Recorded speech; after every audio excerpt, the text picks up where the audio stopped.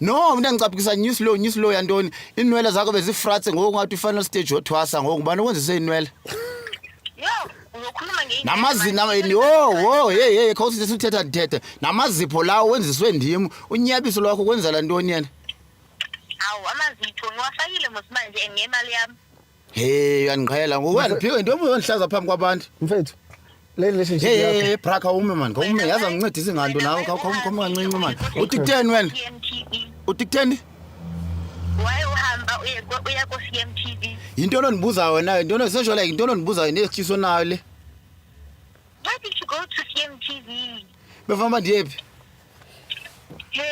Yes.